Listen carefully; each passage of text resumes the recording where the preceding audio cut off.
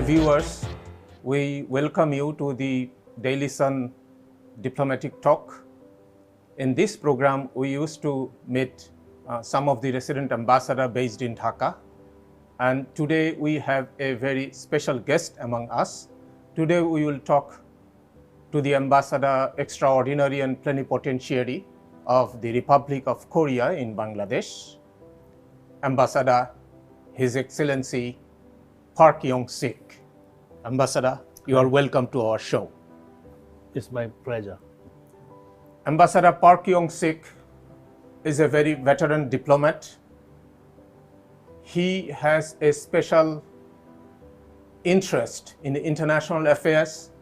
At the same time, he is an expert in promoting international trade, and we consider him a friend of Bangladesh because since he is here from June 2023, yes, I am correct, June 2023, yes, right, correct. He is putting effort to develop the Bangladesh-Korea relationship to a newer height. Ambassador, I'm tempted to ask you a question about the recent political scenario in Korea, but I will not ask that one. Rather, I will paraphrase that question by asking you, what exactly is the governing system in Korea? Because we have seen that the president is the head of state and also the head of government of Korea. Yes. But then how there is a check and balance with the parliament and the presidency? Now it's in Korean constitution was adopted in 1987 after long struggle for democracy. So that constitution contains the very important elements, especially the terms of presidents. President term is a 5 year, 5 years. single term. Okay. So no consecutive term is not allowed. It means that any president term only limited to 5 years. One term. One term, yeah. Yes. And then also is but however, there is sometimes we have some face some problem. Especially the ruling party have a shortage in seats in parliament. If then the ruling government, ruling party, very difficulty to pass their law at the parliament. So this current situation also happened due to that kind of the situation. Currently, the parliament was elected in April this year, and then almost opposition party holding 2/3 majority. Okay. Yeah, just below. Okay. And then ruling party only just over one third the majority, 1/3 of the total the seat at the parliament. So that's why the government is trying to pass some law, but now it's the fair, and then that's why. However, according to our constitution, there is no the clause which president disband the parliament and then call on new election. So the situation is this now is a seriously realized the vulnerability of our constitution. So probably our parliament and our people will think how we will go ahead.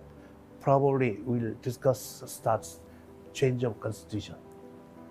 Okay, but now you said that there is a balance between the parliament and the presidency. Yes. But still you want to change the constitution to make it more democratic. Yes, because there are several discussion was made. One of it is that 5-year single term is a problem. Okay. So probably 2 terms, 4-year 2 term maybe. Okay. Okay, I understand. You would like to Yes. increase the tenure of the presidency if Yeah. he is repeated. I mean, Yes, that's right. Yes, second. maybe Okay. 2-year, 2 term, 8 years. So it will become a little more consistent. Yes. I just recently heard news from CNN that you have a aging population. I mean, 1/5 of your population is above the age of 65. Yes, that's right. Do you think that aging population is a problem for you? Yes. Now, how you face the challenge? So actually, since 2000, our younger generation is very hesitant to get married. Even that get married, they are not try to bear the baby. So that's why the birth rate is now declined lower. It's the less than one. Do you understand? Less than So one. younger generation is Yes. hesitating Yes. to go for marriage. Yeah. Why? So they think that they do not want to sacrifice themselves for the children. For the children. Yes. So they think that, oh, I'm enough. But To enjoy state doesn't take care of the children. For Oh, example, no, education, health. Government is put a lot of money to spur the growth of the birth rate, Yes. but the actual result is It not. depends on the younger generation. Yes, that's right. So we have some mindset for younger generation. They need to change it anyway. Another thing I have noticed that in Korea, I mean, the most of your population love to live in the capital city or in the major cities. Yes. I mean, why suddenly is that? I mean, you don't like rural life. Probably it's more than 50% of your population, probably they live in Seoul. I mean, the Yeah, capital. in Seoul and the Gyeonggi province, Okay. and the Incheon metropolitan cities, three major the area is occupied roughly 50% of our population.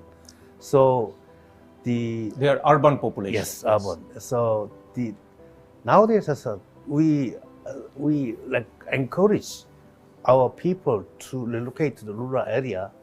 So also our government trying to locate some university or even though our capital is the government building, government agency already located to Sejong City, new capital, but still the concentration of our people in the rural, rather than rural, in urban area is still going on. So this is another critical problem which Korea is now facing. I mean, it's fine when we see that the people from the village, they move to the urban areas, because in urban area they are involved themselves in different kinds of profession. But recently I came to know that the Korean embassy in Dhaka, you have organized probably a workshop or a seminar on smart city. Yes, that's right. So Korea Korea very developed in ICT Yes, area. yes, of course, yes. So we are using ICT technology how to change the city. This is a very critical the area for Korea is now to focus. So one of the example is Incheon, especially Songdo area. Songdo means that very close to Incheon International Airport. Okay. That area very developed in new town. So that's a smart city? Yes, we call it smart city. So if a tourist goes, they will understand that it's a different kind of city? Yes, because in terms of many the city function is the digitalized. Yeah, digitalized, and the function as the concentrated the plan and control. Even if any fire if there is fire, automatically our fire team will be sent to suppress. Also, the control of the traffic also is managed by ICT area. Whole the areas now the function by their own way, but now we are concentrating looking at the whole map of the city. And Excellency, then do you think that your model of a smart city can be replicated in other places, like somewhere in Bangladesh? Yeah, but it's the adaptation or the adoption sometimes it's different. Okay. But basic concept can be applied. Yes, so the basic technology is the same, yes, or the yeah. philosophy is the same. Yeah, same. So now is one of example is that the Bruchapal the new town. Yes, yes. Also, one of can be applied, or the Mirisharai Mirisharai. industrial Yes, yes. site. The new industrial site. Yes, I was told that there is also, because people has to live the close to the industrial site, so maybe Okay. new town can be developed. I was told that more than 1 million residents new town is being think about. Yeah, on that yes, area. yes. When it will be operationalized, I mean, 1 million is a small number then. Yeah, but so that also, if then maybe Mirisharai area can be developed as a smart one of example of a smart city. Okay, Excellency, the same model do you think is also applicable for a larger city? Is that Let's say for Dhaka no, or some this- part of Dhaka? because the actually concept of smart city is very various, so we cannot the call this is a smart city or this is another. Okay. So, but it's a in Seoul, for example, Seoul is big city. Yes, very Dhaka big also city. big city. So- So we cannot totally change the whole big city into True. the new one. So in the given situation, how to resolve the problem utilizing ICT and other technology, that is the concept of a smart city, which I believe. We always heard that in Korea, particularly in your economy, some of the companies, the large companies like Hyundai, LG, Yes. Samsung, I mean, they dominate your economy, and definitely they are also the driving force of your economy. But at the same time, there is a fear from some quarter that it can encourage monopoly. How do you see the influence of this large company in Korean economy? Yes, this is a very critical issue, because sometimes we need to promote competition. So in other sides, sometimes due to the market demand, some industry can be concentrated. So this kind of the balance issue also exists in our economy, especially we call it conglomerate. It's called, in our term, it's called chaebol. Chaebol. Yes. It's a Korean word. Yes, Korean words. Okay. What does exactly that It mean? means the big company. Okay. Big company it means the conglomerate. Okay.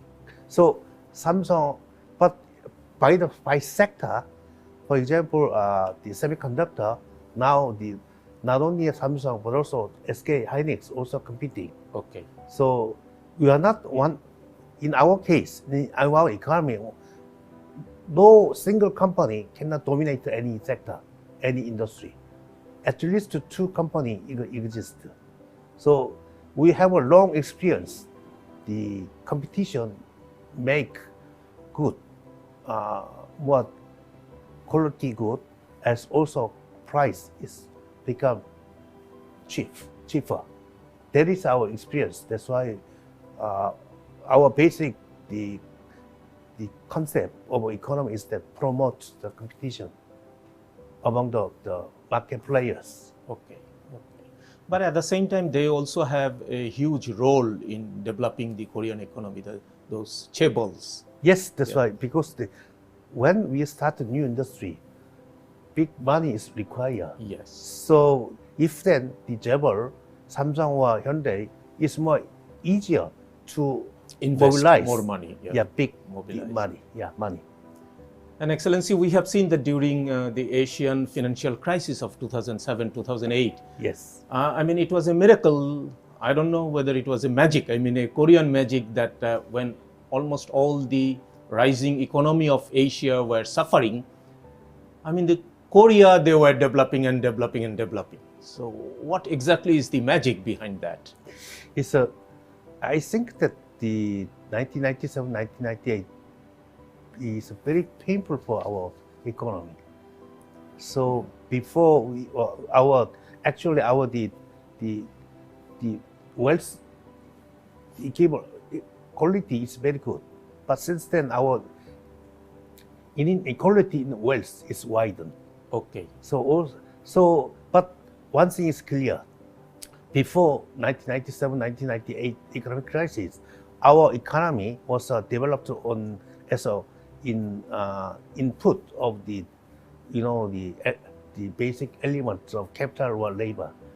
But since 2000, we more focusing on innovation and technology. That kind of the mindset, knowledge also is very, very important. So since then, our new industry came out. So Samsung also focusing more. Smartphone also is started mid 2007 or 2008. Okay. So since then, our main area for economic growth is focusing on the innovation, the smarts, and the technology, that kind of concept. Yeah, they like entrepreneurship, Yes. Innovation, and Yes. those kind of new ideas. Yes, new idea. Yeah. Fine. So I think then that is exactly what we call Korean magic. Yes. The innovation, putting technology first. Excellency, can we now go back to Bangladesh issue? Yes. I mean the Korea-Bangladesh relationship. What exactly are the areas where you take interest in taking, let's say, Bangladesh-Korea relationship a little further ahead? So nowadays, since I came, one thing is very clear. Korea has always invested in Bangladesh, and that we will continue to make investment in the future in Bangladesh also. So investment area is my first priority. So actually, over the last 50 years, the RNG collaboration as our driving force for bilateral economic cooperation. But nowadays, we finally, both countries agreed to enter into starts of the negotiation of bilateral EPA. Bilateral EPA. Yes, EPA means It's that a free economic trade agreement. partnership agreement is kind of FTA. Okay. So this FTA is very, very important because FTA means that it promotes bilateral trade and investment. Now it's the economic cooperation is very good, but we need to more accelerate again. Yeah. So FTA will provide a very good occasion or momentum for spur bilateral economic cooperation further. Okay. So you call it EPA.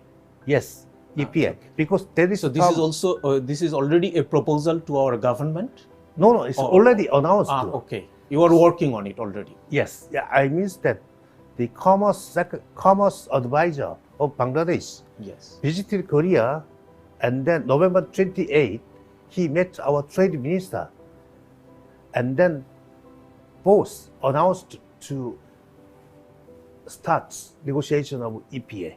Okay. Yes. Okay. So it's fine. So it's already 1 month now. Yes. When you think that we can conclude an agreement in this sector? This is Korea is already ready. You are ready. Yeah, ready. And then we are so a draft is already there. No. We need to discuss from the next year. Okay. So now is the Bangladesh now discussing with FTA, not only Korea, but also China, Japan, India, Malaysia, Singapore. Okay. Also, the Bangladesh also decided to enter the regional FTA. It means that RCEP, Regional Economic Partnership Agreements, composed of 15 members, ASEAN 10 countries plus Korea, China, Japan, New Zealand, and Australia. Okay. So it means that Bangladesh also now is ready to open the market, and then maybe Bangladesh companies also there now facing the competition from the outside. Yes, I think that would be very interesting. At the same time, you have a development cooperation with Bangladesh. Yes. You have a development agency probably. Yeah. Yes. The KOICA, do you know? Yes. KOICA International Development Agency. They are now having a lot of program here. So it's most of problems. A lot of programs. Yes. So their progress is quite good. Also, so ERD is very cooperative. Yes, you work with the ERD. Yes. So now it's a very good progress. And then not only the grants, but also the soft loan. Soft loan means that Korean government lending soft loan is called EDCF, Economic Development Cooperation Fund. It's a low interest rate. No, it's very, very low. It's actually the interest rate below 1.101. Yes, I heard that. It's very just very nominal. Nominal. Very But nominal. is there any other condition like that we'll have to employ Korean companies? Or? Yeah, only that. Yes, Korean company has to be With a Bangladeshi counterpart? yes, we work together. Yes. Yeah. Right. And I heard that you also have an agency, Kotra or something, to Yes, that's right. encourage and increase the trade between the two countries. Oh. It's still active? Yes, Kotra is not only the trade but also investments. Okay. So the Korea office in charge of two functions. One is trade and then investments. So the office is very active. Very active. Also, I would like to add the role of the Korea and Bangladesh Chamber of Commerce and the industry. Joint Chamber of Commerce Yes. between Bangladesh Yeah, and Korea. that's right.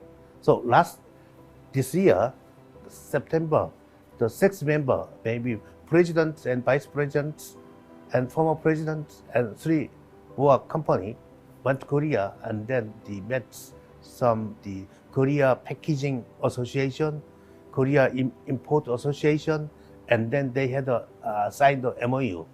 So this kind of the business delegation to Korea is now producing good results. So coming January from the January 8 to 11, the delegation from Korea Packaging Association will come to Bangladesh, and then they will participate the exhibition, and then we'll have also bilateral business meeting. Oh, good. Yes. Good. So KOICA, KOTRA, also the Korea Bangladesh Chamber of Commerce and Industry, they are trying to engage in promoting business contacts among the businessmen of two countries. I also know that there are huge Korean investment here, particularly in the RMG sector, footwear industry, and maybe also in the electronics sector. Yes. Can we expect that there will be more Korean investment in Bangladesh? Yes. So, yes, there are big potential in Bangladesh. As you know, Bangladesh is the location is very strategic. Also, Strategic location in terms of industrial production. Yes, it's a logistics. It's a very, very connecting the South Asia and the ASEAN, Southeast part Asia. of- yes. So also the abundance of labor force, also the economic the development potential. So there are very big positive elements, but it's other factor is that Bangladesh also needed to improve the business environments. So also, the basic element is very, very important. But are you satisfied with the government policy with regard to foreign investment? No, still, policy is very satisfactory, but problem is the implementation on the ground. Okay. This bigger challenge. Is there any bureaucracy or anything? Bureaucracy. So I think that now Bangladesh, one of the big problems that customs area. Okay. So not only the customs officials, the transparency issue, but also the logistics cost is very, very important. Now, the clearance of the custom is really, it'll take a long time compared to other countries. So taking this opportunity, I would like to emphasize Bangladesh needed to more focus on the matter of the customs issue. Also, visa insurance, also another area. Okay. So I hope that at least the 2 areas has to be improved as soon as possible. That's my. I'm sure if somebody from the government, if Yes. they hear what we are talking about, Yeah. definitely they will look into those kind of issues. But Excellency, at the same time, probably there are a private EPZ, and that's the first ever private foreign EPZ. Yes. The Korean EPZ. It's still functioning in Chittagong. Yes. Are you satisfied with the experience of that EPZ? Yes. They now I visited the KEPZ more than maybe 5 or 6 times already. Also, I look at inside the factory itself. So, not the Yongwon Trading is the holding company of the KEPZ. That company invested not only KEPZ but also outside. You know, also there are in Chittagong area there is a Chittagong EPZ. Yes. Also, the Yongwon has learning a lot. Yeah. Also in Dhaka EPZ, in Sabah. Yes, Yongwon is everywhere. Also is there. So, considering whole the investments, they are already hiring more than 70,000 workers, and then their export. Yongwon alone. Yes.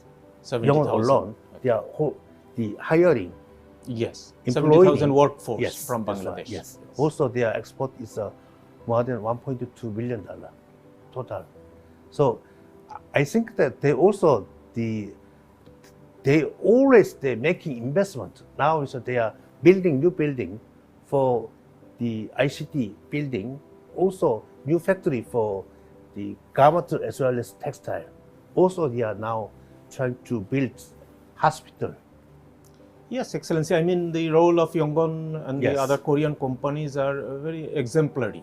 Yeah. And that's why we expect that some other companies from Korea will also be encouraged, like Yongwon, to come to Bangladesh and invest in our industries. Excellency, we talk about the serious issues, but can we go back to some of the lighter issues? When we were young, we used to see the team from Korea, particularly Korean football team, Yes. coming in Bangladesh and playing, because our younger generation was very fond of the Korean football team. At the same time, probably we had a Korean football coach to coach our national football team. But this kind of thing we do not see now. Do you have any plan, let's say, to cooperate in the sports arena? Oh, this is the sports area is very wonderful area to promote the exchange and then some kind of collaboration. So, football coach, Korean coach also now hired in other country, in Indonesia, now Vietnam, Thailand. Sometimes they hire Korean coach and then they make good success. Especially the Vietnam is very good results. So I was told that also the maybe a long time ago, Bangladesh national football team also hired a Korean coach. Yes. So now, but this is not my direct responsibility. But as you know, in here in Bangladesh, in Korea, won the taekwondo coach. Yes. So he's very eager to teaching the technology and the skill of the taekwondo in Bangladesh. So this evening, taekwondo is now becoming popular. Yes. This evening, I'm going to meet him.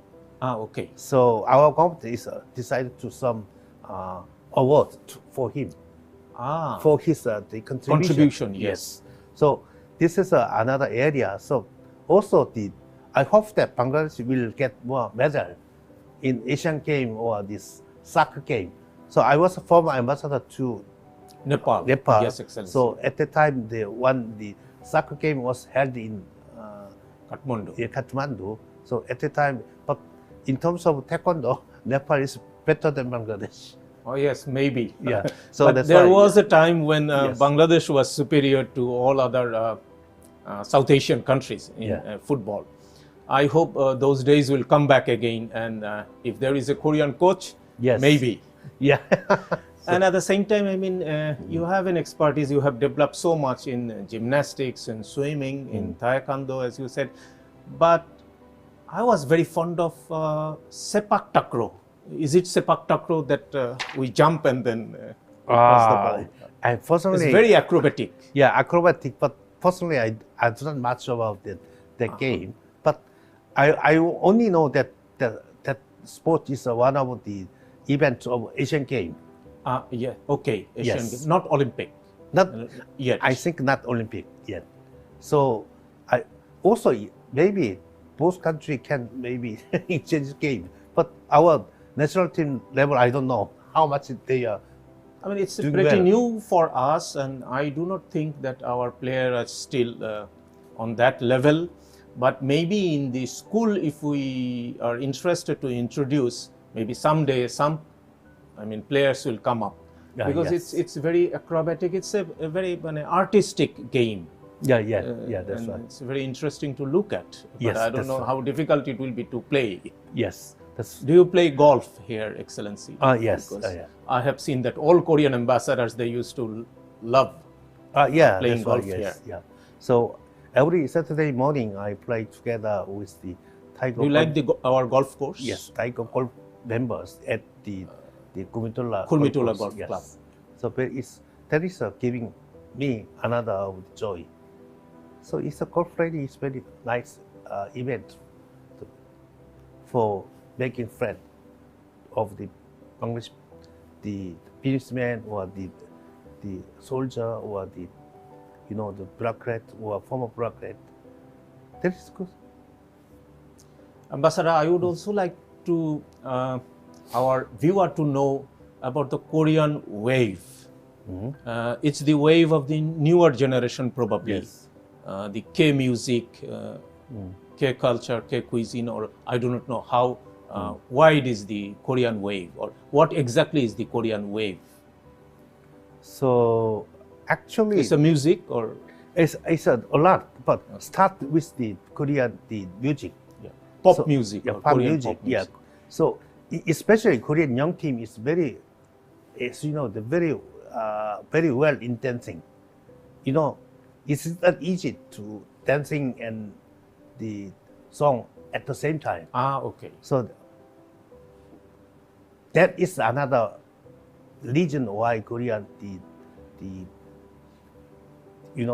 K-pop team is very popular. Yes, it's the expression of energy, the dancing and singing at the same time. Yes, that's right. But yes, I'm not expert. But let me clarify that in Bangladesh there are the BD K family Okay. gathering here. They are very actively participating in a lot of events. So I hope this kind of the engagement will further over years. And then also, for example, embassy. So we hosted the BD K Family Dancing Festival in November 15. Here, Okay. lawn ground. Oh, you already did it in Yes. November 15. Yes. Also, We missed the event. yeah. Also, another the Gulsan Club, exactly Korea Bangladesh, the Chamber of Commerce and Industry, he hosted Korean Cruising and Korean Dancing Festival together, just December 14. So those kind of events are attended by the BDK family. Okay, I understand. Yes. Ambassador, can you name some of the local restaurants here where we can find the authentic Korean cuisine? So in Korea, here, the Ulsan area, there are 4 Korean major restaurants. First one is the Sura, and then Sura. Sura, Okay. and then Gung means the castle. Gung. Yeah, Gung the castle. And then It will be an advertisement for them. yes, Good. and the third one is the Koreana, Koreana. and Okay. then fourth one is very new one. It's Chegane. This is a Okay. new Korean restaurant. So Okay. now it's here, the Gulsan area, the 4 Korean restaurants. Yeah. So now the Korean food connoisseur will know that what are the restaurants that Ambassador recommend. Oh, now I'm changing every time to go to Korean To experience new and new. new and new. Yes. I have seen that internet is one of the element that is available in Korea, and probably it's the best in the world. I mean, the internet facilities in Korea. Do you think that also has a role in developing your younger generation and became the society, IT-based society? Yes, there is because this hardware, ICT is require the speed. So that's why the many Korean people very short minded. You mean they like to very speedy action, and then that's why they do not much patience in waiting. So the internet speed is very, very important. So from the late 1990s, Korean government put a lot of money to making our internet broadband system across the nation. So now we very enjoy very high speed of the internet speed. But also not only internet is not solve everything. Sometimes some kind of also the bad element is also there. Yes. So young generation sometimes they are focusing on their personal hobby rather than go outside their house or home. This is another. These are the negative sides. Yeah, negative side. They are, there's some kind of the addict to the internet games. Yes. That kind of even in my son also very much. I mean, Excellency, taking my out son a lot of the does it too. Yes. So I know it. Yeah. Yes. So. Excellency, we have almost finished our conversation, but then I realized that I missed one important element. Yeah. Because there are many workers from Bangladesh, they are going to Korea. Mm-hmm. I mean, our workers are going in various countries. Yes. And we usually heard sometimes very bad news from those expat Bangladeshi community. But fortunately, we didn't hear anything much about our expat workers working in Korea. Probably they have a very good record. I mean, they are happy. But at the same time, I mean, their number is limited. Do you see that there is possibility to increase that number? Yes, there is a potential to increase the number of Bangladeshi workers working in Korea. So our system is called the EPS, the Employment Permit System. In Korean government is, they apply in Korean labor law equally for both domestic and foreign workers. It means that even older the benefits and the salary is the same. It's the same. Yes, same. So but its number is not big. It's because we are focused on the quality of the workers. Okay. So now Bangladesh workers is now going to Korea, but they needed to improve 3 areas. Firstly, the language skill, Korean language skill, is compared to Nepal, their score is much lower. So that's why I'm hoping that Bangladesh, the language skill will be improved. Number 2 is that also there is some image that Bangladesh workers, they are frequently changing working places. So that kind of image is not helping. Good.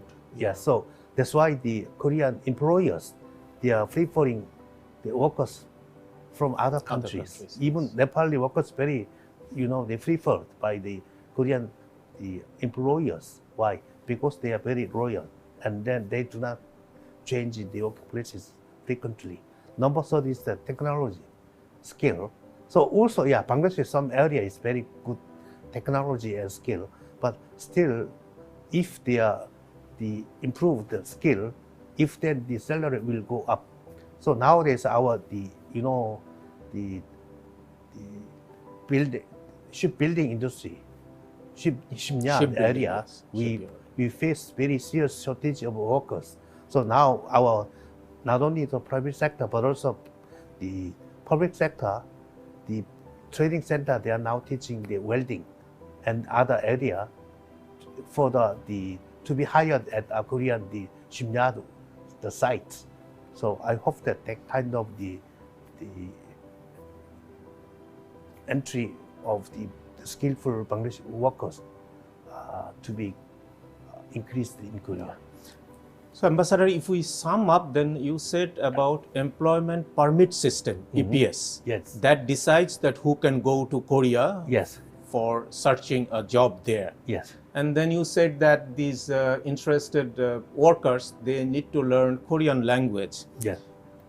Is it 3 months course, 6 months course, or No. I mean, so to what level they need to learn Korean language? Oh, there is not easy to describe, but let me say there is some the testing, Okay. testing. Exam. Yeah, exam. Test. They need to pass that language test. Yes, language test. But other country, Nepali workers, even though they have passed the testing, they are continuously working, continuously learning Korean language. But many Bangladeshi workers, if they pass, Yes, I know. the So stop. we need to encourage our workers who are interested to go to Korea, Yeah. first to learn language, then to develop their skill, at the same time to develop their habit to stick to one place and complete the tenure and then move to other Yes, places. that's right. Because everybody wants a good prediction that how long those workers will be available with them. Because as you know, Korean employers, they are spending a lot of money to introducing the foreign workers to their factory. If they change it, Yes, working I place. understand. Yes, of course. so that's why, because all the decision whether which country workers can be hired that factory purely decided by employers. Yes. So employers' image is very, very important. That's why True. I hope that the Bangladesh need to improve the image. So maybe, for example, before sending Bangladesh workers to Korea, there are some orientation program here in Bangladesh. It's called a pre-departure orientation. Okay. So Is organized by you, by the no, embassy? no. Okay. Organized by the Bangladesh government. Okay. So that during the orientation, maybe Bangladesh, the government will Need to brief the worker that yes, and what then, to do and what not to do. Yes, something that's like right, this. yeah. Yes. Excellency, is there any other thing that you would like our viewer to know? Yeah, I'm saying that now is last year we celebrated 50th anniversary of bilateral Relationship between between Bangladesh two and Korea. countries. As I said earlier, the R&D sector is our driving force for last over the 50 years. But now we are focusing on the next 50 years. So I hope the EPI will another driving force for elevating partnership to countries to one more step forward in the next 50 years. So I hope that both countries will meet and discuss how to promote bilateral relations. Thank you, Ambassador. Yes. Dear viewers, we heard from Ambassador Park Kyung-sik. As I said earlier, that he is a friend of Bangladesh because he has put a number of elements to develop our bilateral relationship to the next level. And what he said at the end, that's exactly the system that he would like to bring in between Bangladesh and Korea bilateral relationship, which is based on some kind of free trade arrangement. And that he is saying that will increase the trade volume between the two countries, that will also increase Korean investment in Bangladesh. And at the same time, we heard from him how we can increase the labor movement between Bangladesh and Korea, how we can increase the employment of Bangladeshi workers in Korea. We also heard from him about the Korean wave, how the Korean younger generation is thinking. And at the same time, we hear from him about the political governance system in Korea. With all these, dear viewers, we call it a day. Thank you very much.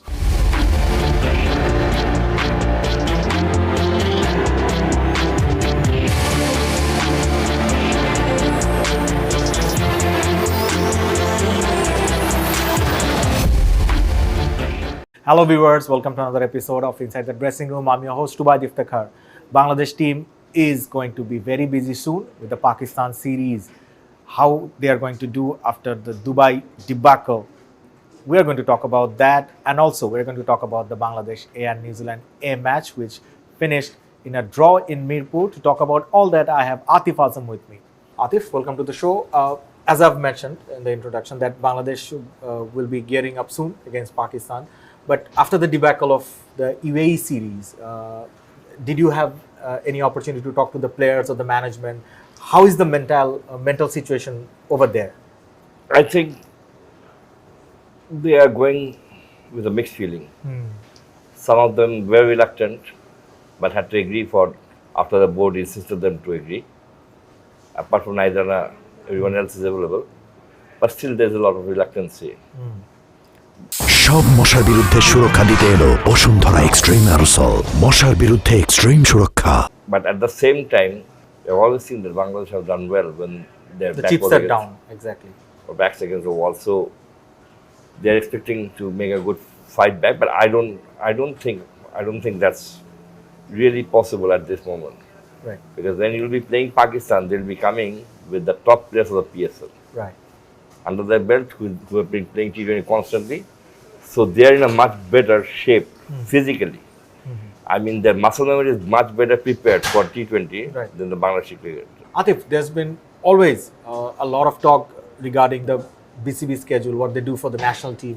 They just played a T20 series in UAE, then they will play another T20 series in Pakistan, then they'll go for a break, and after that they have a full-fledged Sri Lanka tour, which includes, of course, test matches. How to fix this, or do you think this is what BCB is doing is apt and appropriate for the cricketers? I think they don't have any other choice. Because the future tour program is always changing. But more or less it's been fixed for 4 years. So when you are having a future tour program, the best thing that they can do is that if they can have separate teams, then it fixes a lot of problems. Right, Because if the same player is playing the test and the ODIs and the T20, then he gets stuck. right.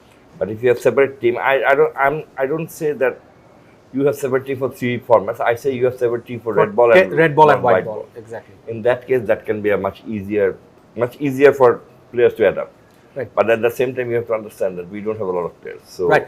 That was my next question. That do you feel that Bangladesh have enough talent in the pipeline?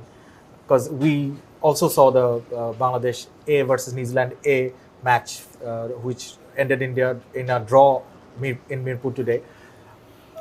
We saw some familiar faces over there, and they performed well.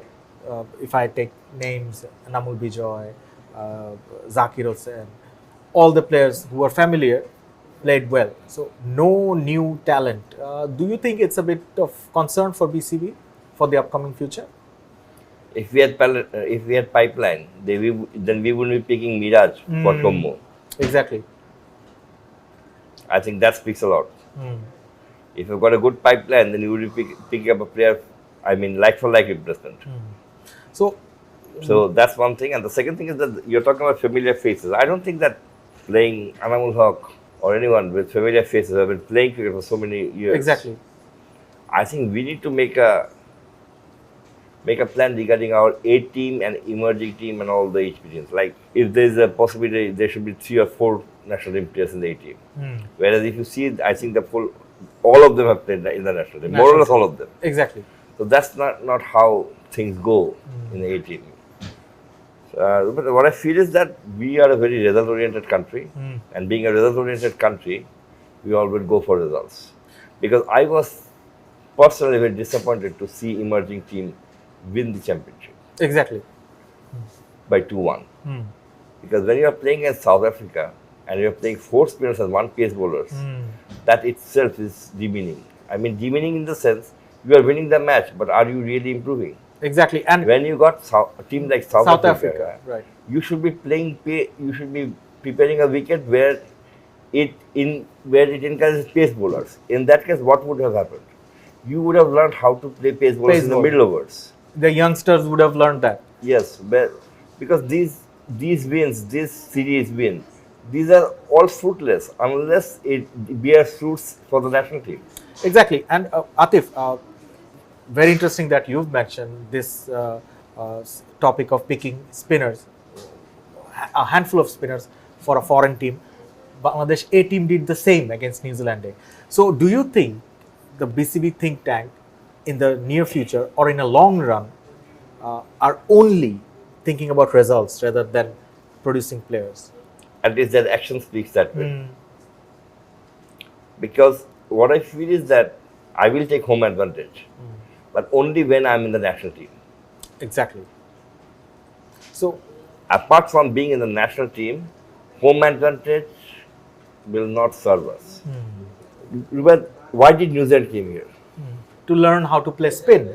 And we offered them. We offered them and we helped them in a way to play in spin conducive pitches and spinners, and those who are international level spinners who played tests for Bangladesh, right? Yeah, what happened now is that this New Zealand batsman, in 3 to 5 years' time, they will come back to Bangladesh. Leading the world. Right. Because they know, they have started knowing how to play the spinners, where to play the spinners. But we will not be leading because we don't know how to play the pace bowlers. Right. Unless we have a proper structure in place and a proper, we need to have this discussion among the management that we are going to prepare only dead batting wicket. Right. When you are preparing a batting wicket, what happens is that your bowlers are learning. Their fast bowlers are bending their back, spinners are trying to figure out new tricks, and so on and so forth. Just not to prepare for a batsman, just to make your bowler more versatile, you should prepare batting wicket. Exactly. And also to, at certain amount of time, to help the pace bowlers, maybe a few wickets with some bounce and help for the swing, right? Yeah, but the way we are trying to win matches in the A teams and emerging teams, it's quite alarming. Right. Because we need to win matches at the national team, not in the A team and emerging team. Right. So finally, Atif, your last words on the Pakistan series, coming back to that, how do you see this series unfolding, and do you think Bangladesh, as you've mentioned, that when the chips are down, they perform very well under pressure, but now the pressure is, I think, in the recent times, it's a bit too much, maybe on Litton as a young captain and a new captain, not a young captain, but as a new captain, as we are trying to keep him till the World Cup. So do you think all these things will be in his mind? I think what I feel is that he should be the whole team management. I'm just mentioning one player, Miraj. Exactly. They have picked Miraj. On what basis they have picked Miraj? Miraj did not play T20 matches. Exactly. He was ignored. And he was not even in the plans as far as we know, right? We've heard. Probably not in the plan A. Exactly. Now Bangladesh is playing plan B. Plan B. Because after losing to UAE, you have started having plan B. But this plan A and plan B, you need to fix one plan. And that should go till the World Cup. Exactly. If Miraj is in a World Cup plan, then play him, then take him, then go anywhere with him. But don't make him a stopgap arrangement. Exactly. That's where we need to focus. Right. Atif, thank you for your insights. Thanks. Folks, that was another episode of Inside the Dressing Room. I'll be back soon. Till then, you take care. Dear viewers, I welcome you to the Daily Sun Diplomatic Talk. In this program, we usually talk to a resident diplomat based in Dhaka. And today we have a special guest among us. She was here for the last 4 years, initially as the Deputy High Commissioner of Australia. Then her country uplifted her position, and now she is working here as the Acting High Commissioner of Australia. So dear viewers, let us welcome Ms. Nardia Simpson. Thank you. Thank you so much for having me. Welcome you to the show. Thank you. So as I was talking that you were here for the last 4 years, usually I ask to the diplomat that how is their experience living for a large period of time in Dhaka? So I think it's a great question, and I would say it's just been a remarkable period of time here. I moved here with my family in December 2020 in the middle of COVID. And then I'll be leaving when Bangladesh is going under a period of momentous change. So I think in terms of our experience here in Bangladesh, it's been a remarkable journey and an experience that will be with us for the rest of our lives. It's a wonderful and vibrant city, always interesting, always changing. It's something that has been a very special moment for us here. So you have experienced, let's say, two very different but very important point of our history. One is, let's say, how we fought the health pandemic, and at the same time you have seen or experienced the change, political change in Dhaka. How those, let's say, affected you, or how this gave you an experience? So I think both of those things are really testament to the resilience of the Bangladeshi people. I think that comes out both during the COVID crisis and during the uprising and the period now, is the resilience of the Bangladesh people and the ingenuity of the people. I think we were all very surprised during the COVID period how things were really managed so effectively. Surprised in the sense that it was such a great challenge in a country that's so densely populated as Bangladesh is, that things didn't go as badly as what people thought they might. And even during this period, again, it's a period of resilience and a period where the Bangladeshi people are really quite remarkable in the fortitude, vision to move the country forward. So you said about the resilience of our people. Have you seen this kind of resilience even in our day-to-day life? Oh, I would have to say I have. I think there's something very, over the past 4 years I've been thinking a lot about the similarities between Australia and Bangladesh. And one of the things that I often think about is on the sporting field, that both Bangladesh and Australia are very tenacious. We're very determined people.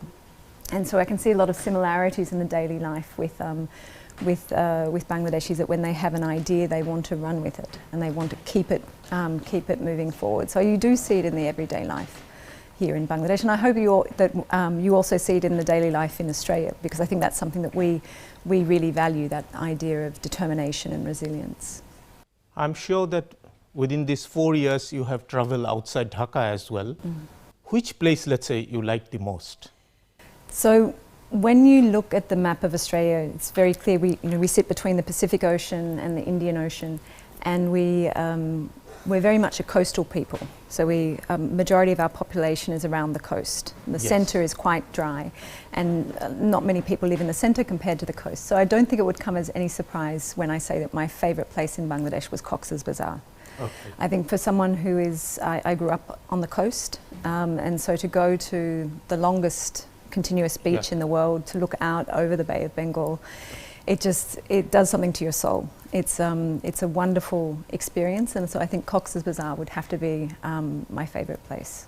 Okay, so is there any possibility that while you will leave Dhaka, you may come back, and or maybe Cox's Bazar may pull you here again? Well, I think there's a few things that will pull me back to Bangladesh. I think the first thing is that around 4 years ago, Australia decided to lift its engagement in the Northeast Indian Ocean region, and that included the Bay of Bengal and also Bangladesh. And through that, we've invested heavily into the relationship here. We've increased our diplomatic footprint here.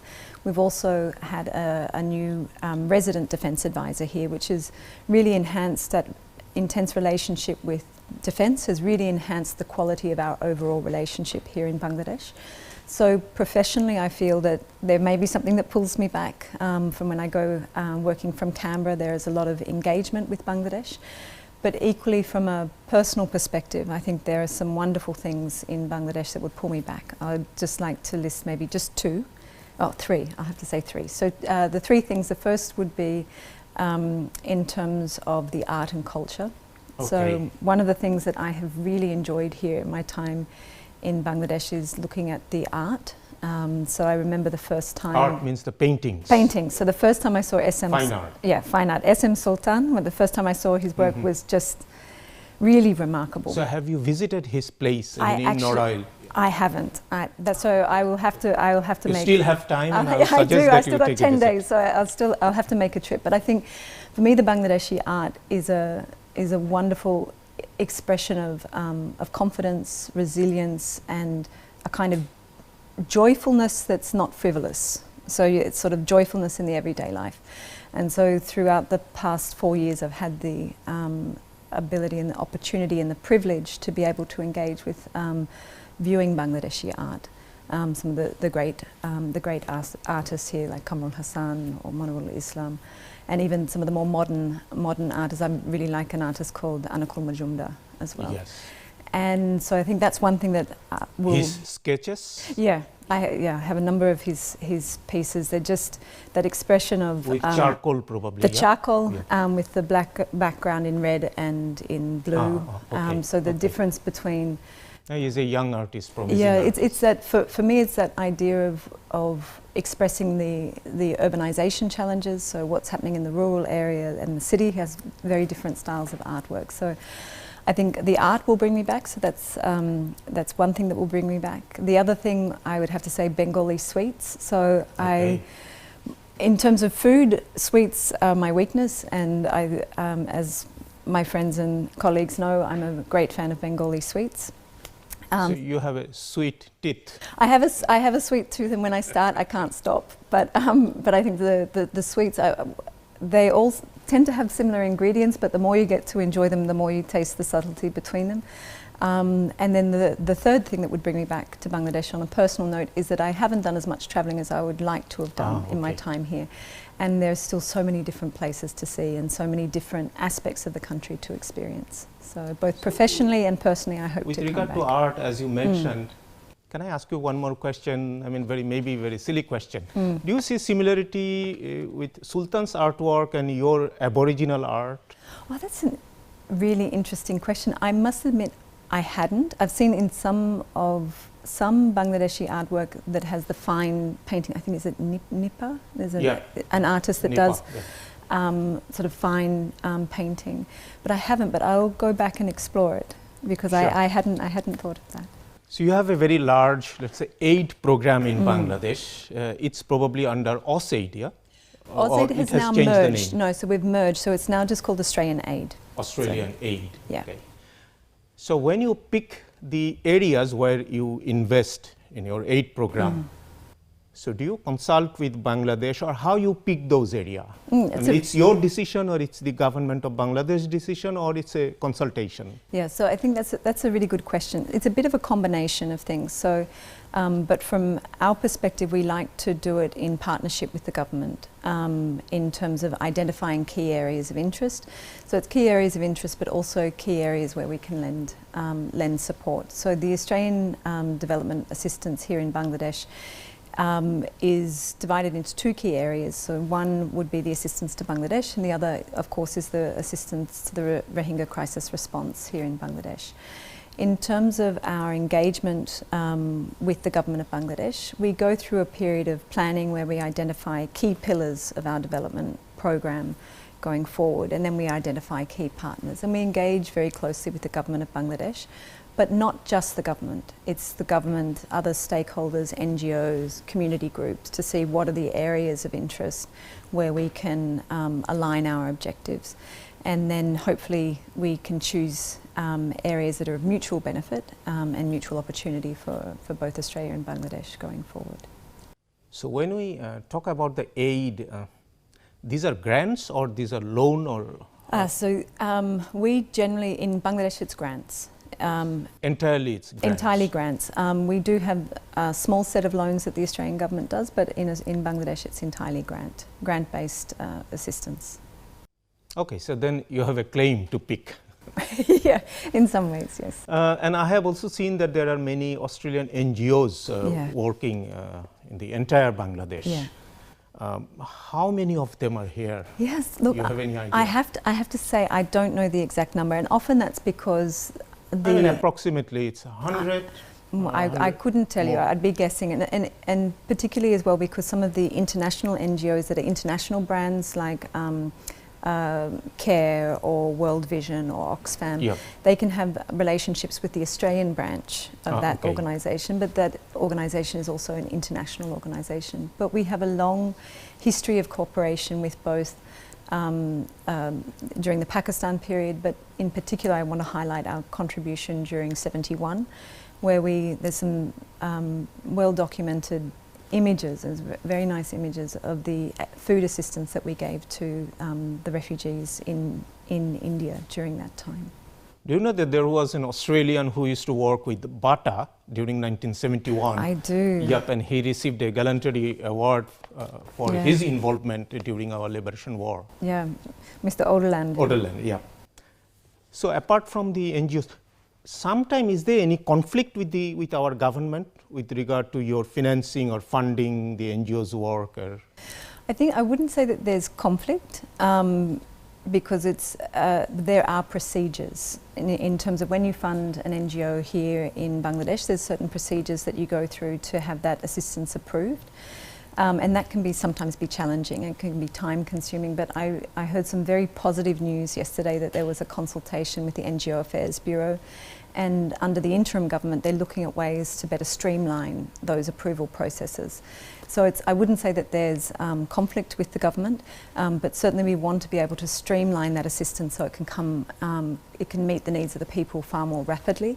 And it's really wonderful to see that under the interim government they're looking at improving those processes so that assistance can be administered far more swiftly. So it's a very positive sign. So maybe you are not aware, I'm an Australian alumni. I studied at Monash University. I know that there are many Bangladeshi students now in Australian universities.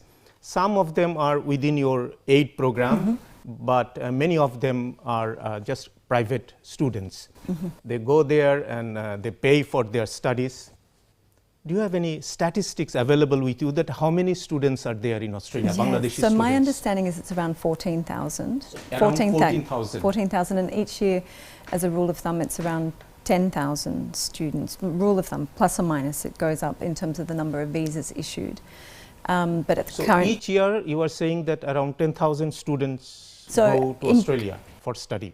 At the moment, there's 14,000. 14. That's from okay, the last year. But then the visa applications. So the number is each year, you are saying? Yes, that's my understanding. No, there's 14,000 who were present in Australia last year. So it's not each year. So that's where it becomes different. Total around 14,000. Yeah. And in terms of our assistance under our Australia Awards program, and it's wonderful to hear that you're an alumni and that you studied at Melbourne University, at Monash University in Melbourne.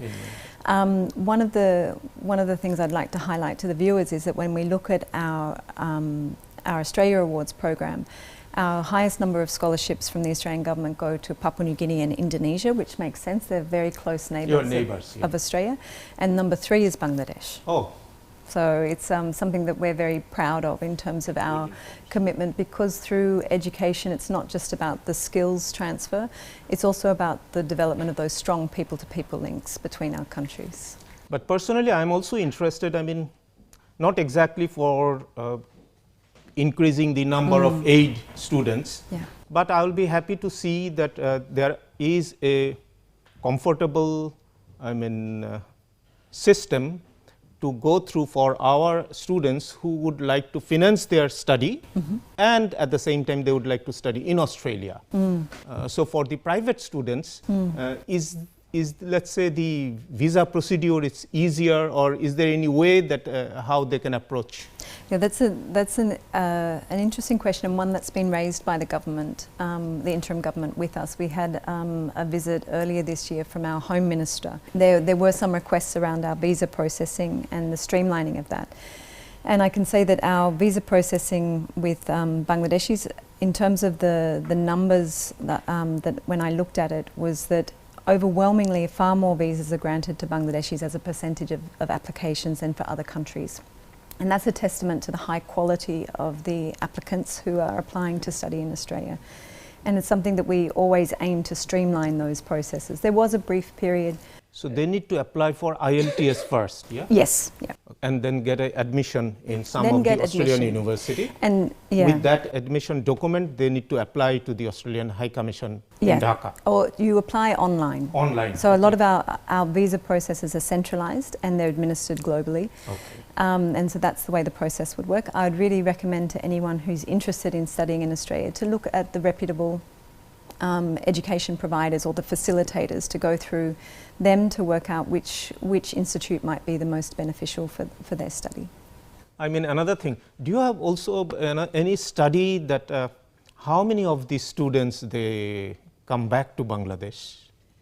I don't think. I mean, I came back, but I do not know. We definitely trace it for those that are under scholarship program, and we look at where they end up and how they've used their skills where the Australian government has provided the scholarship. But in terms of looking at those numbers, we don't have any study. But one of the things I'd like to say or to emphasise is that an Australian education is not just about necessarily staying in Australia or coming back to Bangladesh. It's also a passport to the world. Like when you look at Australian institutions, we have 42 universities in Australia. 28 of those are in the top 500. So you know that if you're going to Australia, you're getting a great quality education. Australia is a very large country, very large continent, but our population is quite small relative to our size, so 27, 28 million people, which means the labour market is smaller.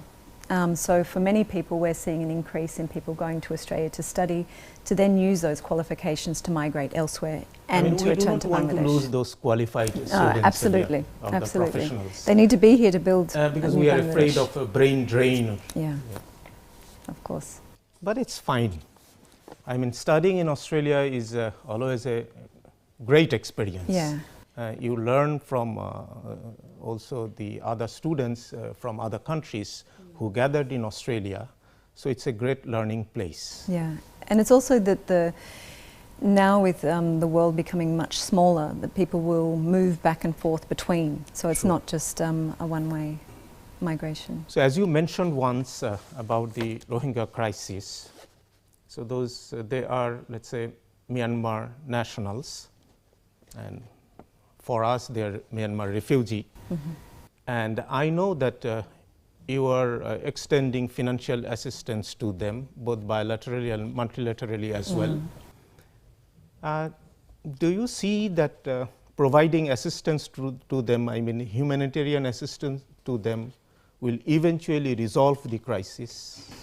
That's an interesting question, and I think one thing I'd like to say to your viewers is around how we frame the crisis. So the way in which, as a diplomat and as we're diplomats, is that it's important to look at whose perspective we're viewing a situation from. And so I'd like to take the opportunity to view your question from the perspective of the Rohingya people.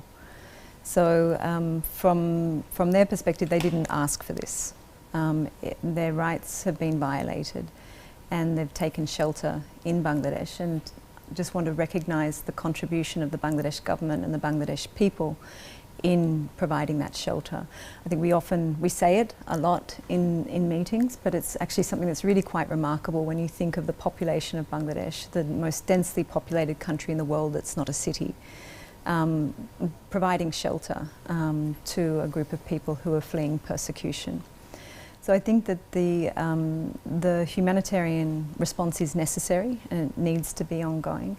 But I also think it's important to highlight that there are many more things that we can do to ease the crisis for the Rohingya people, if we think of it from their perspective. That's in terms of securing their rights, access to education, access to safety, security, and also access to livelihoods and the ability for them to be able to plan for their future. So there are many important elements that we can do to contribute. From the Australian government perspective, we see the crisis as a combined crisis between Myanmar and Bangladesh. In many ways, Bangladesh is... So apart from, let's say, humanitarian aspect, you are also engaged with them politically? I think in terms of the Rohingya people, you mean? In terms of the political engagement there? I mean, not only Rohingya people, the entire Myanmar region. Look, I think it's something that the Indo-Pacific is such an important part of Australia's foreign policy. The crisis in Myanmar and the impacts in places like Bangladesh, this is the largest crisis in our region, and it's the largest crisis that we contribute to providing humanitarian assistance. And so certainly we're engaged on the situation. It's something that's incredibly challenging, and I think we really need to keep in mind that this is affecting people and individuals, and to make sure that we keep keep those efforts in providing shelter while the political resolution moves forward. Yeah. I mean, many scholars say that the geopolitics of the region is tangled with the refugee crisis. And let's say now with the rise of Arakan army in the region, how you see the geostrategic importance and also the geopolitics of that region? Yeah, it's a really interesting question, and I think that when we look at the implications of the Rohingya crisis, if we begin with the Rohingya crisis in Bangladesh, it's about the movement of people. But if you expand it out more broadly, you can see that the situation is not just about Rakhine and Rohingya, but it's also more broadly about the country of Myanmar. And so from the Australian government perspective, we use every lever at our disposal to put pressure on the Myanmar regime to return to the path of democracy. As we know, democracy is the most stable form of government, and it's something that we hope to see restored. I think the regional impacts of the crisis are really evident, and there's something that is of growing concern. And so for us, we need to make sure that we focus on bringing parties together to come to a resolution of that. Okay. And Excellency, then as you mentioned about Asia Pacific region, and Australia is a member of Quad. At one point of time, the issue of Quad was a topical issue in Bangladesh.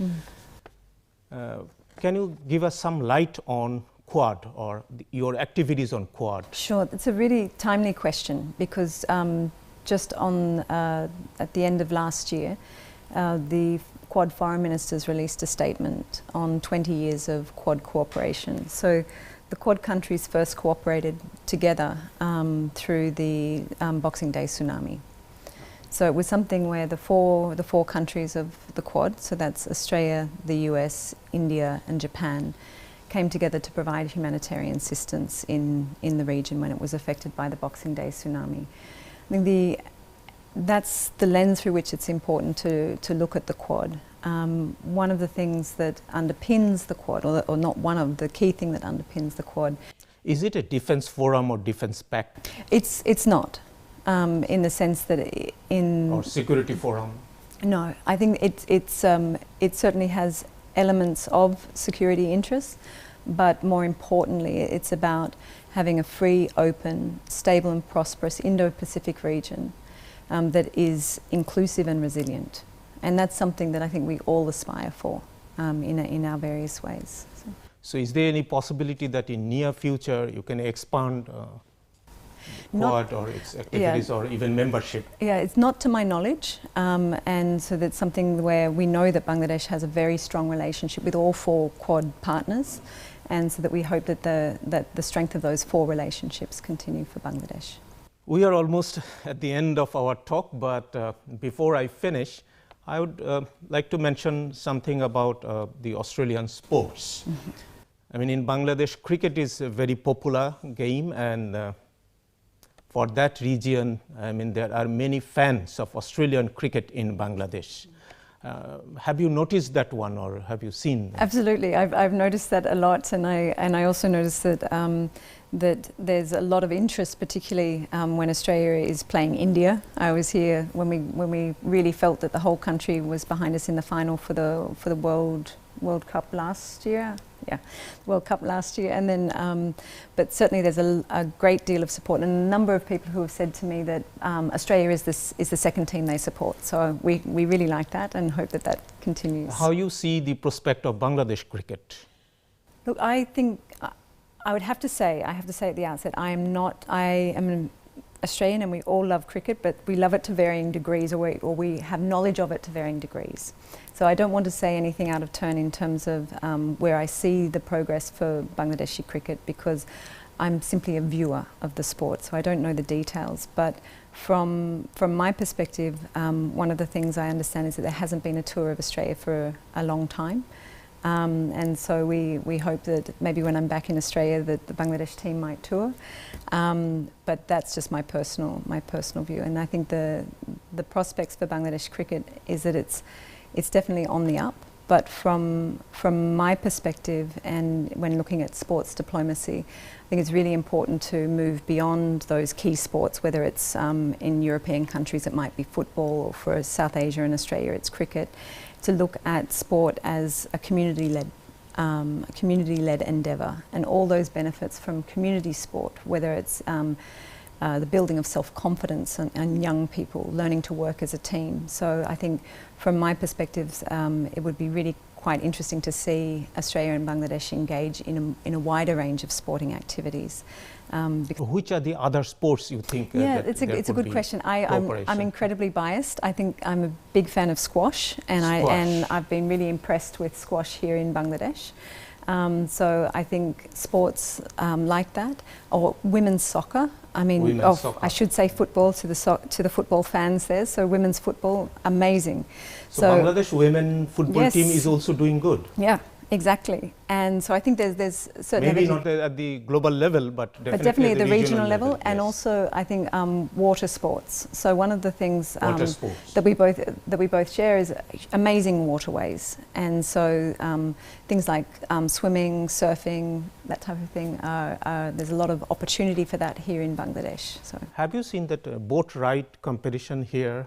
No, I haven't. Where there are 100 people in one boat. I haven't. Okay. Is it on the rivers or is it in Cox's? Yes, it happened to be in Buriganga River as well. Okay. But in many places around Bangladesh, I mean, it's a very popular sport. Well, that's another reason for me to come back. Okay. I'll have to make sure that I see that. So, dear Acting High Commissioner, I thank you very much. Thank you. And dear viewers, you have listened what the Australian Acting High Commissioner said. She is a very eloquent and seasoned diplomat. Today we talked about Bangladesh-Australia relationship, the places that she liked in Bangladesh, the thing that she liked in Bangladesh, and also she advised how Bangladeshi students who are interested to go to Australia for higher studies, what they should do and what they should follow. So with all these words, dear viewers, we call it a day. Thank you very much. Each spring, as the chill of winter fades and the skies begin to soften, something extraordinary begins to unfold on Sinan County's Purple Island, an island where time seems to pause and the world blushes violet. This year, over 20 million lavender plants have burst into bloom, transforming the island into a mesmerizing sea of purple. The sight is nothing short of enchanting, a living, breathing landscape that has drawn thousands to its shores for the annual French Lavender Flower Festival. A tourist said, "I came all the way from Seoul because I heard there's a lavender festival. It's really beautiful here. The air is fresh, and although the weather wasn't great earlier today, it cleared up nicely." From the lavender-painted beach that welcomes you to rooftops dusted in soft violet hues, every corner of Purple Island echoes a single harmonious color palette. Vibrant flowers blanket the land, creating a surreal, monochromatic wonderland that feels lifted from a fairy tale. This year's festival, held from May 17th to 26th, offers a brief but magical window for guests to witness this spectacle in its full bloom, a fleeting moment of serenity wrapped in color and scent. In recognition of its beauty and cultural charm, Purple Island was named one of the UN World Tourism Organization's Best Tourism Villages in 2024. Earning a spot among just 55 global destinations that represent sustainable and community-centered tourism at its finest. Umerumman Kranti, Daily Sun.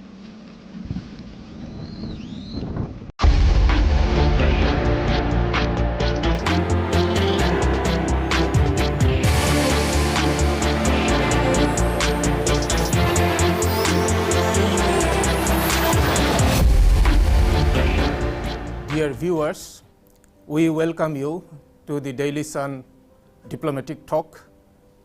And today amongst us, we have a very special guest, the Chinese ambassador in Dhaka, His Excellency Mr.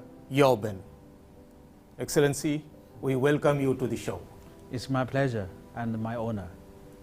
Excellency, if you allow me, we will go to some light question at the beginning and maybe a little serious question afterwards. So we know that our relationship between China and Bangladesh is very intense, it's very deep, it's very wide, and it has many facets like political, economic, trade, development cooperation, education, culture. So what exactly you think is the most important among all these facets? It's a very good question. Last July, China and Bangladesh elevated our bilateral relations to a comprehensive strategic cooperative partnership. The new positioning of comprehensive is worth of its name. It is both a historical inevitability and the core of the people. This covers not only the political and economic fields you have mentioned, but also all the other respects of the friendly exchanges between China and Bangladesh. Each respect has its unique significance and role. Political mutual trust is the cornerstone of the friendship between our two countries. And economic and trade exchanges collect the two countries with win-win cooperation. Cultural exchanges showcase the accumulation of friendship for thousands of years. And the defense cooperation is also of vital significance. Those are like the 10 fingers of a person, all of which are important and indispensable. This year marks the 5th anniversary of the establishment of diplomatic ties between China and Bangladesh, and the China-Bangladesh Year of People-to-People Exchanges. So China will work together with Bangladesh and continue to comprehensively promote our practical cooperation to a new level in various fields. It means that you are saying that all the facets of the relationship is equally important. Definitely, and they are indispensable. So it is not unfair to say which one is the most important. Actually, they are equally important. If you allow me, I was thinking to ask you this question maybe at the back, but now I'm asking you the question right now. Because many people are saying that Bangladesh is a small country compared, let's say, to India or China. But at the same time, due to its geographic location, Bangladesh has a significant geostrategic importance. Do you also feel like that, or can you tell us something more about it? Definitely, Bangladesh is a very important country, not only to China, but also in the region. You know, China cooperation with Bangladesh is sincere and selfless, without any hidden geopolitical agenda. We have always adhered to the principle of non-interference in internal affairs of other countries, and always carry out cooperation based on Bangladesh's own needs under the framework of the Belt Road Initiative and South-South cooperation, so as to advance China-Bangladesh comprehensive strategic cooperative partnership. President Xi Jinping has pointed out that the world is under change unseen in a century, presenting both risks of division and confrontation, as well as cooperative opportunities for unity. At present, many countries in the region, including Bangladesh, are under pressure from external interference to take sides. The strategic environment in the region is at the risk of being reshaped by political factors. China firmly supports Bangladesh in upholding its independence and opposing external interference. Both countries will continue to uphold the principle of mutual respect and support each other in safeguarding their sovereignty and core interest. We will work together to insulate South Asia from geopolitical calculation and the trap of the law of the jungle, from being used as chess pieces in major power rivalry, and from cohesion by hegemony and bullying. So our future and the future of our region should be in our own hands. So that is what we consider why Bangladesh is so important. So we can work together to have these universally recognized principles and norms to be established not only between China and Bangladesh, but also in South Asia. We could set examples in this part of the world. We have seen that for many developing countries like Bangladesh and other countries, let's say also Myanmar and other countries, China has a huge influence because you are assisting in the development of those countries. As you have good relationship with Myanmar, and you know that Bangladesh is a little suffering because there are many Myanmar refugees now inside Bangladesh, and we want them to go back to their own country.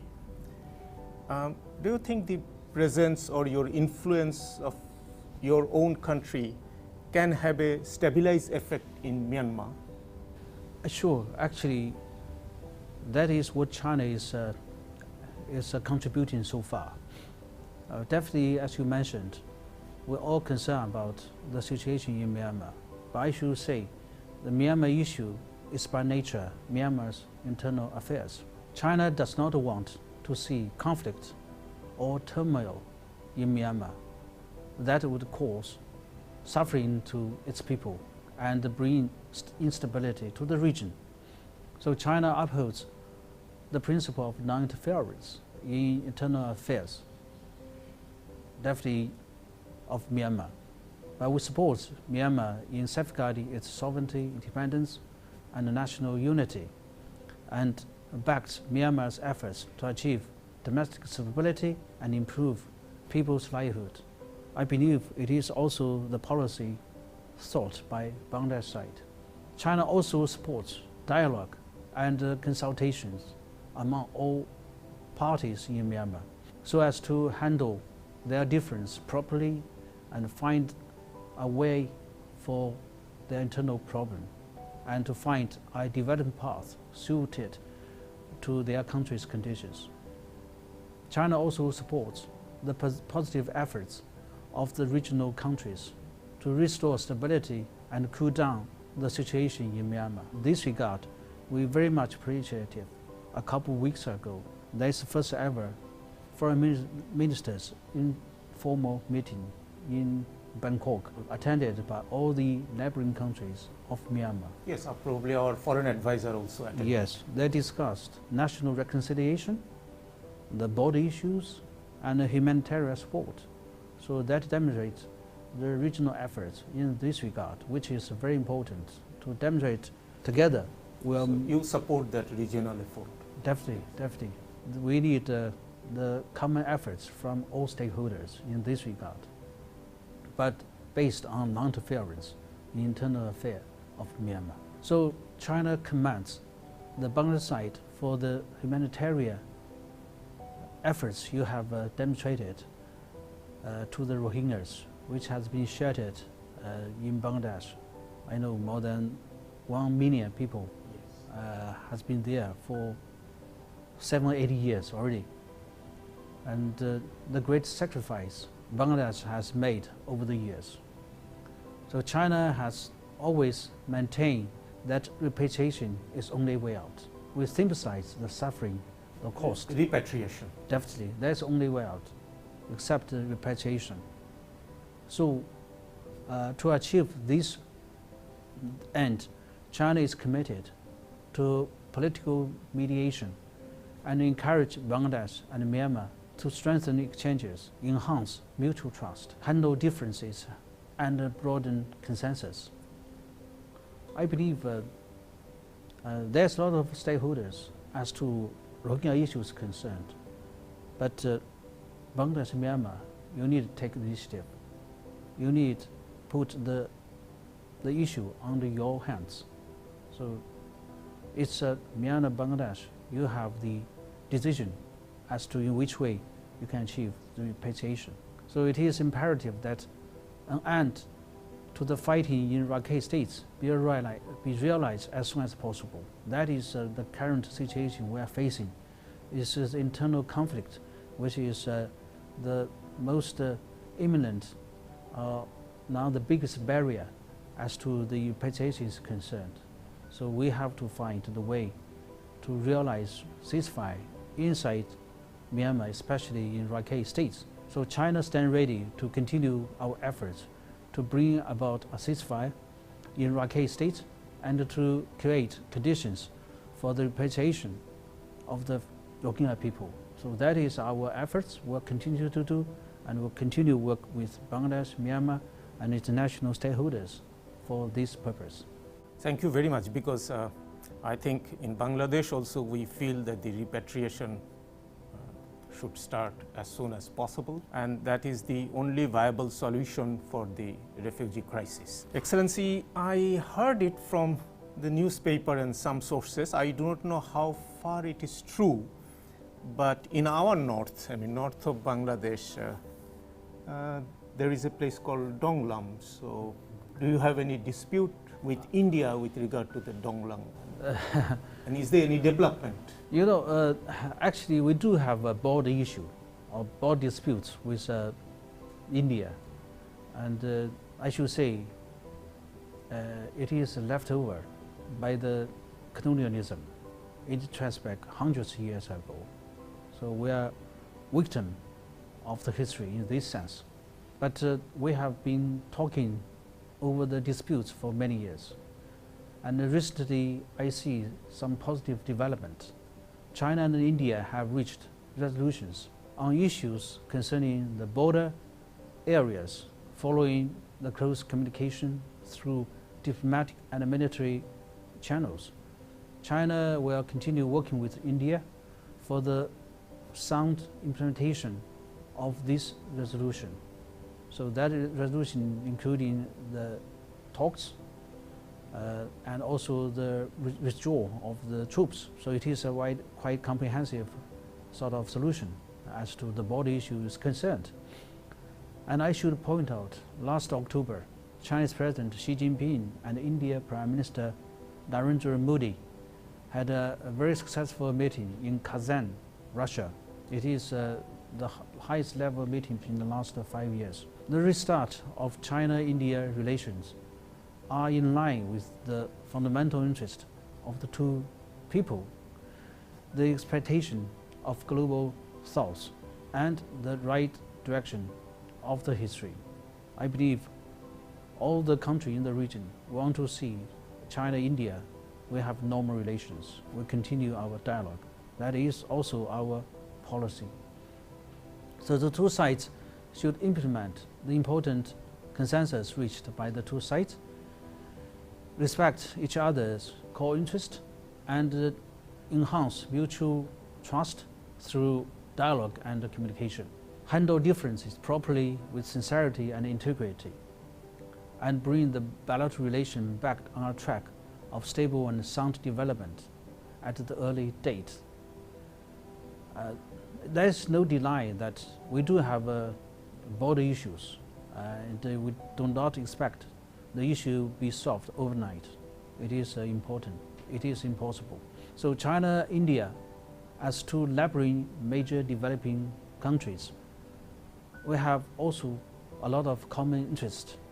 We believe that is our common interest more than difference, and we should view each other's development as an opportunity and work together to achieve common development and rejuvenation, which will help safeguard the legitimate right and interest of developing countries and contribute to global, we call it, multipolarity. So that is our wish for the normalization of relations between China and India. I believe it will also benefit the whole region. Of course, yes. Excellency, then if you allow me, I would like to go back again to our relationship, Bangladesh and China relationship. I mean, over the years, China has become a reliable and major development partner of Bangladesh. You have invested here, you have many projects you are carrying out. But let's say with regard to Bangladesh, do you see that in the long run, the development potential that we have, we can take this potential to the next step, and can we see a prosperous Bangladesh in future? Definitely, I'm quite sure about the better future for China-Bangladesh cooperation. I already been here for more than 2 years, and in the last 2 years, I had extensive interaction with various sectors in Bangladesh and a lot of friends. I feel that an increasing number of Bangladesh people sincerely believe that China is Bangladesh's most trustworthy, reliable, and true friend. Time has tested this point. And looking back at the 50-year history of China-Bangladesh diplomatic ties, China has carried out friendly cooperation with Bangladesh in major projects, infrastructure construction, and improving people's livelihood, offering sincere assistance. Since the establishment of the interim government since last August, only 4.5 months passed, but I showed the figure. Around 12 Chinese enterprises have invested 210 million US dollars. Oh, within these 4.5 months? Yes. So I can see 210 million US dollar. Yes. Oh, so good. I'm convinced China is the #1 investor in the last 4.5 months in Bangladesh. I'm quite sure. All the figures come from public sources, from media, from reports. So it is there. So from which investment China has committed itself to further opening up to Bangladesh, providing zero tariff treatment for 100% of tariff item before Bangladesh graduation from the least developed countries from the 1st December last year. And also we decided to import fresh mangoes from Bangladesh. And aside have you from tested our mango? Definitely, Yeah. which is the best. Sweet. Very sweet, and I'm very excited that my, people in China, they have chances to get access to test the best mango in the world. Hopefully, by June this year, that is the season. So we're working on it. It is a great boost to our bilateral economic cooperation. We also cooperate with Bangladesh in areas as the we call it photovoltaics, agriculture, and low carbon technology. This fully demonstrates that China has always been confident for the future of Bangladesh. We are all aware that Bangladesh, you have a population of 180 million. Actually, you are the 8th largest populous the country in the world. We also, you have resident people and hardworking, and you have very young, a large of young people. I know the average age of Bangladesh is no more than 27 years. So which provide a significant demographic dividend for Bangladesh. So in the future, we will not reduce our investment in Bangladesh, but further deepen cooperation with Bangladesh, area of renewable energy, and poverty alleviation, and green and low carbon development. So I see there's great potential for China-Bangladesh cooperation in the future. Oh, thank you. And then, Excellency, if I'm not wrong, probably Bangladesh was the first country among the South Asia to join your Belt and Road initiative. Yes, definitely. It was a great initiative, and we can now see that it is growing and growing and growing. So, do you think that it was a right decision for Bangladesh to join your initiative, and at the same time, do you think that Bangladesh can also contribute in your initiatives? Let's say to increase connectivity and others. Definitely, it is a win-win cooperation, situation. a benefit to both country and both peoples. So actually this year marks the 10th anniversary of Bangladesh's participation in the Belt Road Initiative. Over the last decades, the BRI has infused vitality into Bangladesh economic growth, provided a robust platform for advancing China-Bangladesh trade and investment cooperation, and significantly contributed to improving the livelihood of Bangladesh people. It has evolved into a shared pathway of opportunity and prosperity for both countries. On the one hand, the BRI has driven prosperity and development of Bangladesh. Currently, approximately 700 Chinese enterprises are operating in Bangladesh, generating from our figure almost 550,000 job opportunities. The Chinese companies have constructed so far 8 railways, 12 highways, 21 bridges, and 31 power plants in Bangladesh. So from my figure, the power generated from Chinese-built power plants account for more than 40% of total power generation capacity in Bangladesh.